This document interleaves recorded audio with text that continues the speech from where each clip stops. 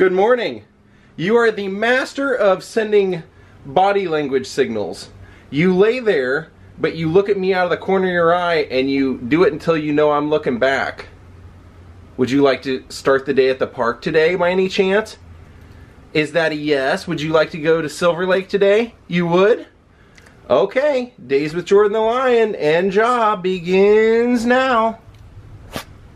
I mean, I personally think sometimes showing Jaw going to the park gets monotonous, but the other day when I didn't show it and I said that we had already come back from the park, some people were not happy. They want to see what Jaw's up to, so we got to make people happy. He's got a fan base.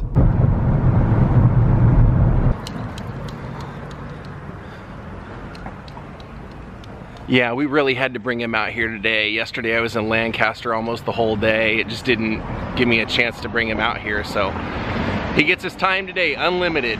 Because I'm having a fun day vlog, Jaw. A fun day vlog. And I think today I'm also gonna buy a plane ticket for our next trip. Go ahead, go have fun. That dog's having fun getting the ball. So I actually had a different vlog planned for today, but I woke up today and just something was telling me not to do it, so I'll probably do it tomorrow. Today what I want to do is I've actually been to the Rock and Roll Hard Rock Cafe in Hollywood, but I've never been to the Hard Rock Cafe of Universal City. The one in Hollywood has like Jim Morrison's leather pants, Frank Zappa's leather pants, some cool Guns N' Roses stuff, some cool Motley Crue stuff. But since I've never been in Studio City, I'm dying to see what they have inside. On the outside, they have one of the coolest things I've ever seen. A big, giant, neon Eddie Van Halen Franken Strat. Hi, Sam. Hi, Sam. Good to see you, Sam.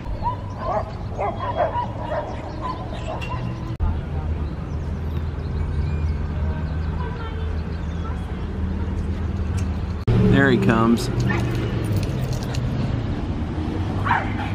There they come.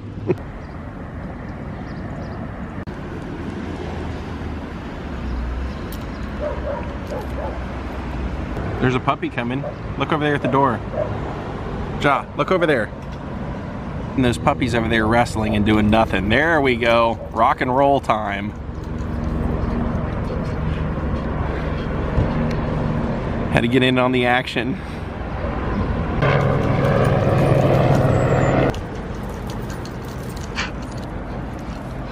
Is that your new friend?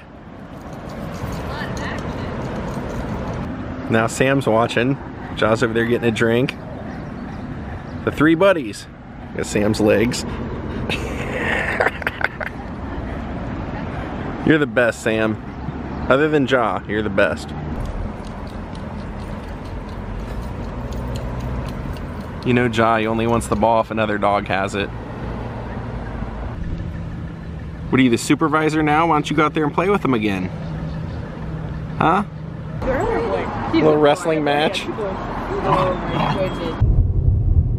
Alright, we're out of here.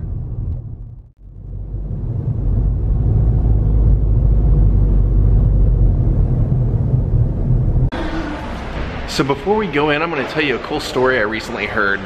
Well, nothing says welcome to Universal quite like looking at the Bride of Frankenstein and Frankenstein's monster.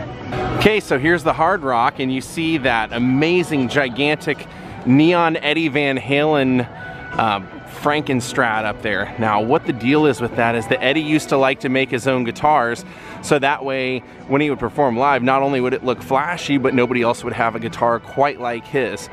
One of the interesting stories to it is that one of his biggest fans was the guitar player of Pantera, Dimebag Darrell. And Dimebag Darrell had asked Eddie Van Halen to make him a copy of the yellow version, the yellow and black version of this that Eddie had. It was a Charvel, much like my shoes, except it was the yellow and black.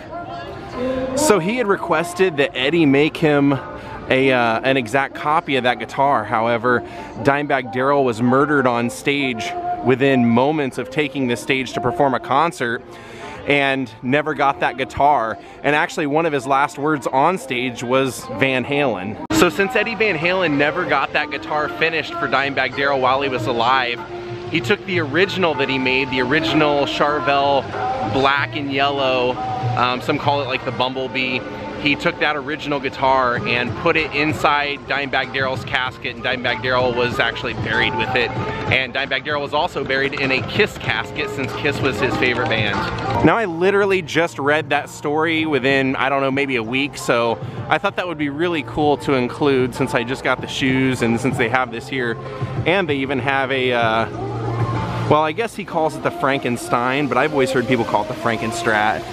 It says this is the gigantic version of one of the most recognizable guitars in the world. And then down here it talks more about the red and white. Yeah, he basically like wrapped it in different colors of tape and would do the painting that way. So this guitar, the original, actually has like, God, I forget how many different layers of paint on it, because he would paint it black and then he would put tape on it and then he would remove the tape and then he would paint it white and then he would do it red and everything. So that's how he got that look. And even on the back of it, they did all the nonsense he did on the back. Look, kind of cool that it's its own fountain. But yeah, he put all those little circles and things, glued all those to the back as well. They were actually reflectors, like bike reflectors. So when he flipped the guitar over and things like that, it would be nice and flashy. So let's go on in. Like I said, I've never been in here, so this will be all new to all of us. Oh, this is cool. Look at the chandelier of saxophones, and right above the door it says "Welcome to the Jungle, W. Axl Rose." And speaking of Axl Rose and Welcome to the Jungle, it's not exactly Guns N' Roses, it's Velvet Revolver. Costumes from Velvet Revolver, which was Scott Weiland, Duff, Slash, Matt Sorum. I believe that's Matt Sorum's stuff by the autograph you can see on there. That's Scott Weiland's. Slash's pants, you can see it says Slither right there. And those are Duff's pants. They say Duff on them. Oh, and that's Tony Kanal's No Doubt outfit from the music video. I remember that.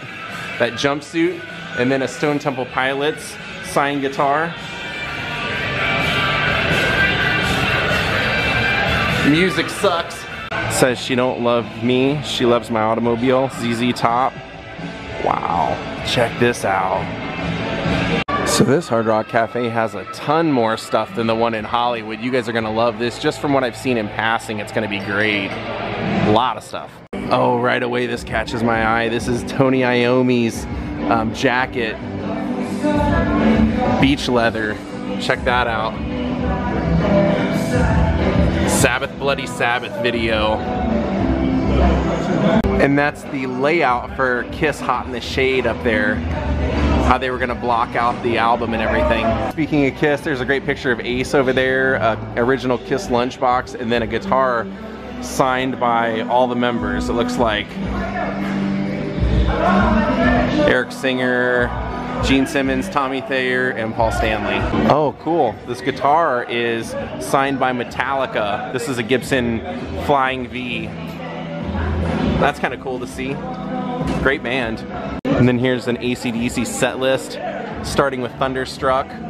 Oh, that's cool. Handwritten lyrics from Metallica for Whiplash. That's really cool. And then up here we have a bunch of jackets. We have the Counting Crows signed jacket. We have a Stone Temple Pilot signed jacket, leather jacket. Looks like they're all kind of the same jacket. And then we have a Motley Crue one over here. And Depeche Mode. If I don't show this for Sandra, she'll be upset. And then we have Ramones right there. And then Cher. And Cher's jacket actually says her name. These are handwritten preliminary lyrics from Bruce Springsteen from the mid-1970s. See if you can make out any of those, see what it was for. The famous CBGB's letters translate to country, bluegrass, and blues. Instead of becoming famous for playing music, its letters represent this New York City club became the platform for American punk music. It's a portion of the wall taken from CBGB's when it was closed in 2006.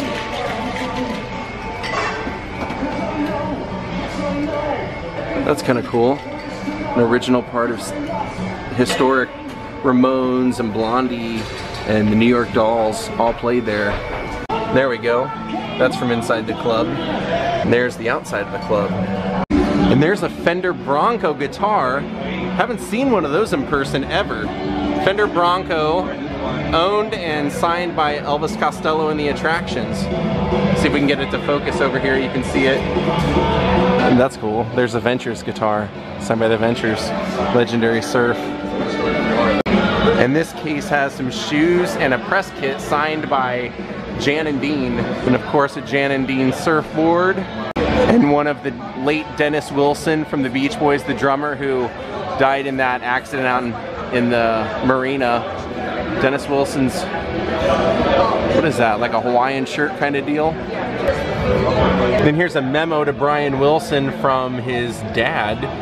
You can see it says Murray Wilson up top, and then it has Brian's address on Bellagio right there. Oh wow, that oversized album right here is actually signed by many of the members. That is pretty cool. Rolling Stones. And Richie Sambora from Bon Jovi's guitar. His Epiphone. It's like an Epiphone Gibson Strat. Oh, and this Les Paul right here that's pretty beat up is signed and owned by Nancy Wilson from Heart.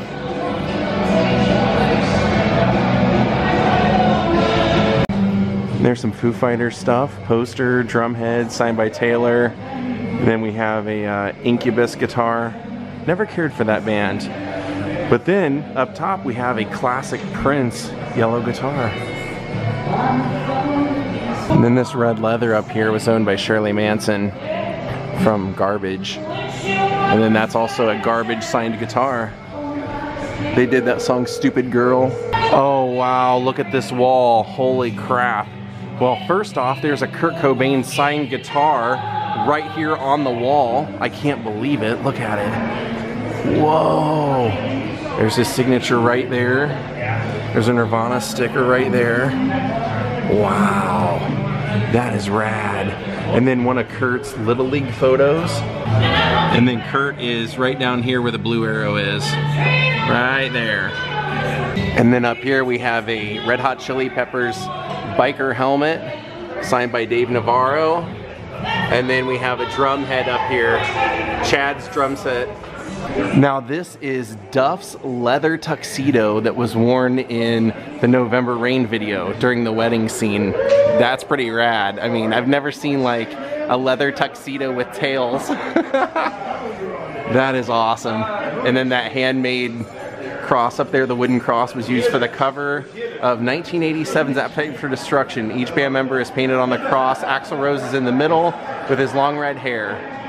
And then up here on top you have a Green Day guitar, a Hondo. It's kind of a generic guitar. That's kind of cool that they're using that. And it's signed by, looks like Billy Joe. All I really see is Green Day in Sharpie up there, silver Sharpie. So there's the original Franken Strat, just like out front.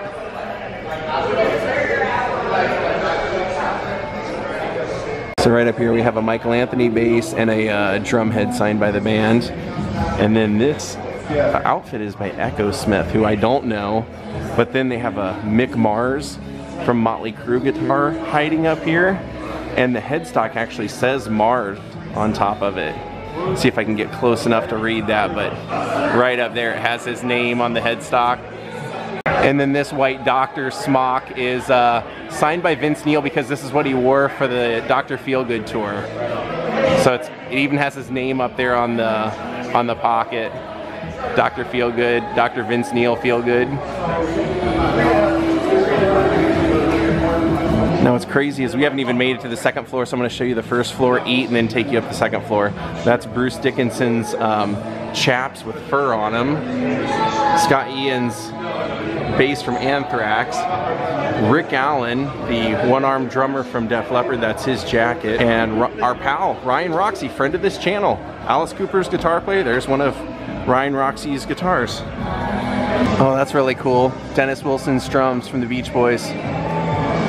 So when we get done eating, we'll go up to the top. I was told there's some really great stuff up there. There's some Beatles stuff, Rolling Stones.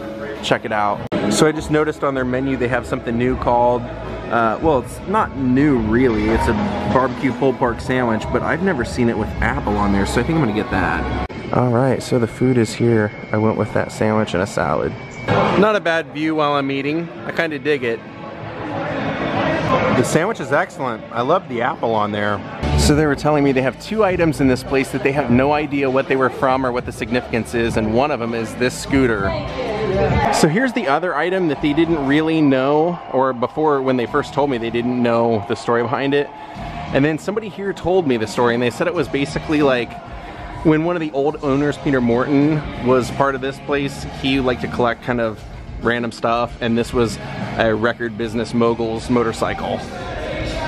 Cool motorcycle, but see, just got about 1 billion things on it.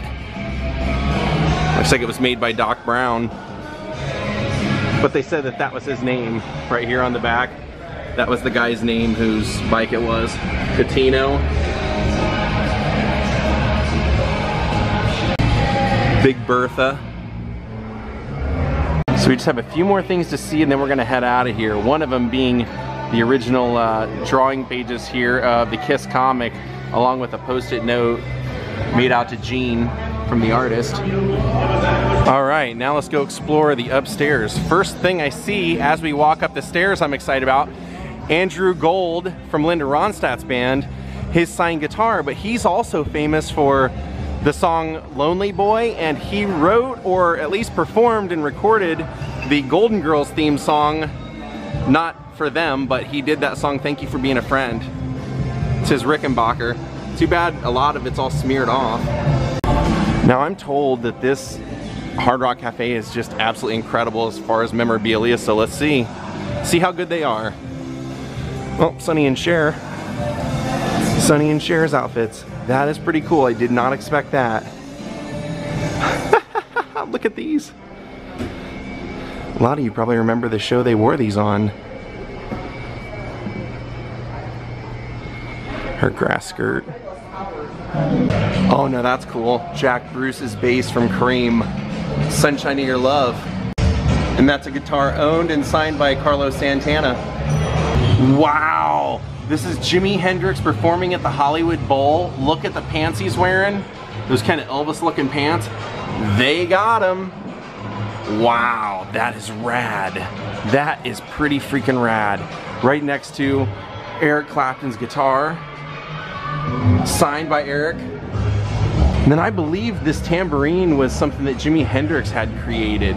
If you look at it, it has like a mallet down here, and then it has like a bong up here built into it. You see that? Yeah, pretty crazy. Now there's a signed guitar by Chuck Berry. Definitely not the main one that he used. His red 350, he actually requested to be buried with. And he pretty much used that most of the time, but that's a, Chuck Berry became synonymous with this style of guitar, this model. And in fact, I remember hearing Robbie Krieger say that even though his guitar was not the same model as Chuck Berry's, when he got his first electric guitar, he got an SG Gibson because Chuck Berry played Gibsons and Chuck Berry's was red, so Robbie Krieger got a red one. There's Roy Orbison's prescription sunglasses. That's kind of cool, isn't it? Wow. One of the Wilburys. That's one of Junior Wells' hats, and it's signed. And a lot of that stuff that I just showed you is actually in the bar, and look at what's above the bar, that Stratocaster. And then right behind me, handwritten lyrics by Jim Morrison. Right here. Players, the child, the actor, and the gamblers. The idea of chance is absent from the world of the child and primitive. The gambler also feels in service of an outside power. And I'm totally excited about this too. I'm a huge Grateful Dead fan, and that's Bob Weir's guitar. One of his 100.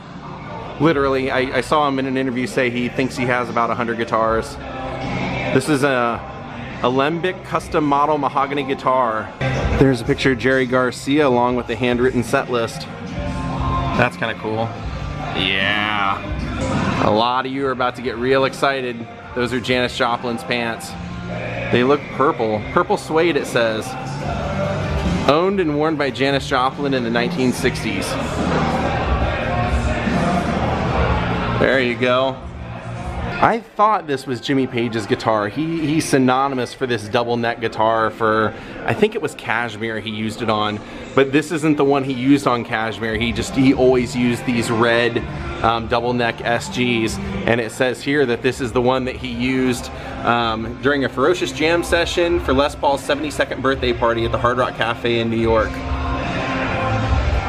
And of course it says that this became one of his trademarks. I believe that birthday party can be found on YouTube. And there's a photo of Jimmy playing that guitar. And here we have John Entwistle from The Who. His saddle shoes. Oh, that's really cool. Nick Mason of Pink Floyd's snare drum. Check that out. And there's Ronnie Wood from Rolling Stone's Telecaster. I was actually a bigger fan of Mick Taylor in those years, but Ron Wood's pretty cool too. Oh, I'm a huge Allman Brothers fan too, and that's an Allman Brothers signed guitar. That's really cool. This was a little bit later. This is Warren Haynes and Barry Oakley and those guys. I see Alan Woody. Yeah, no Barry Oakley, my bad. Alan Woody would have been there then. And then this shirt, it says, was t-shirt of the cover of the Beatles' Yesterday and Today album released in 1966, known as the Butcher cover. And it says this was John Lennon's shirt.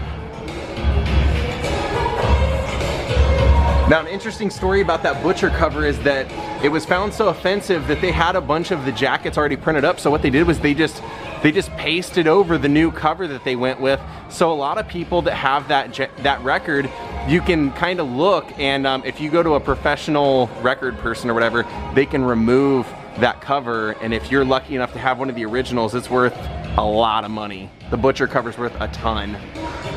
How about that? They actually have one of the original Butcher covers right here. And then here's a telegram to John Lennon on April 26, 1973 that he's doodled and written stuff all over. It says, "Dear male chauvinist Tariq," up here. But yeah, that's all his handwriting, and then he even signed it down here. Now that is John and Yoko's marriage certificate. Check that out. Huh. And then a verifying letter along with it. And then this case says that these are Apple antique clothing, when Apple was selling clothing. Apple had a pretty big business there for a while. You can see the Apple clock up there, and this kind of like one piece, what is that, like a tunic or whatever that is? Typed lyrics for P.S. I Love You, signed by Paul McCartney. And then it says this bass was Paul McCartney's Hofner bass, his left-handed bass signed and given to the hockey player Isa Tanakanen in Oslo, Norway. And then here we have Tommy Lee's original drum kit from the Dr. Feelgood tour. Phenomenal drummer, man, no doubt about it. Phenomenal drummer. Oh, now I'm really excited. That guitar up here is signed by Johnny Cash, but that's Elvis's jumpsuit, of course. Look at that. Oh man, that's awesome. An actual Elvis jumpsuit. That is classic.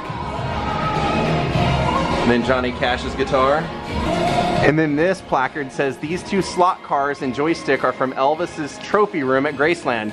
Slot car racing was one of Elvis's hobbies, and he drove a car similar to the green number 9 car in Speedway, a 1968 movie co-starring Nancy Sinatra."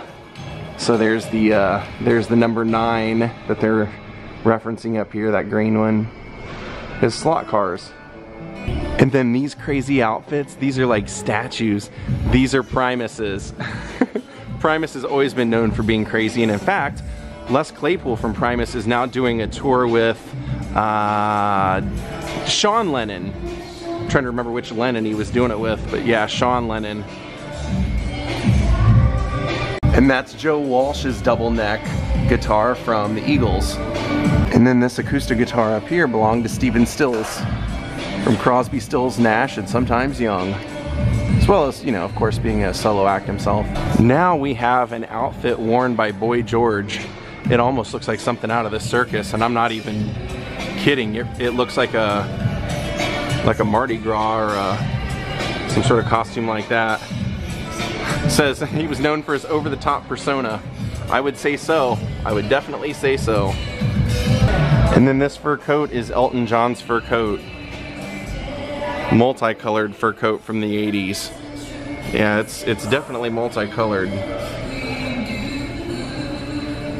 Here's a shot of the ZZ Top car rotating from up here where we are. And you'll notice they even have the guitar in there. You won't see it unless you're up here though. Then I definitely gotta show you David Bowie's guitar before we go. There's an acoustic Epiphone signed upside down. I don't know why they hung it upside down, but it's signed by David Bowie and it says 95, so hold on to your seat, folks.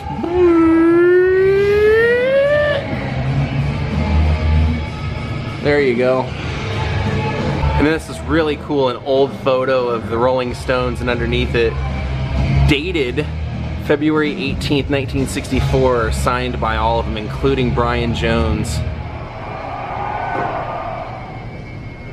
Look at that, Bill Wyman, Brian Jones, Charlie, Mick Jagger, Keith Richards.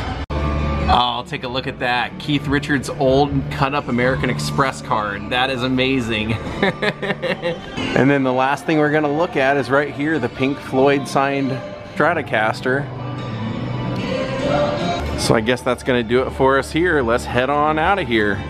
Still can't get over how cool that is to be sitting here looking at one of Elvis's actual real jumpsuits that he would have probably worn in Vegas. Man, too cool.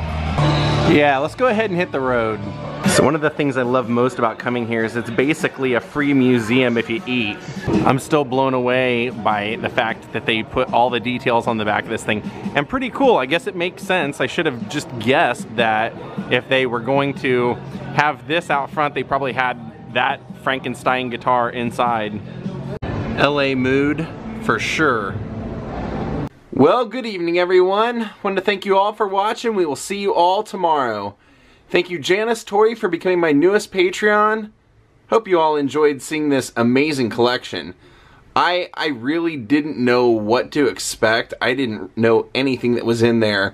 I just knew that it was told me that it was worth seeing, and it certainly was. I couldn't believe how low they had a Kurt Cobain guitar that was signed that you could actually touch. I mean, his guitars go for an outrageous amount of money, so wow.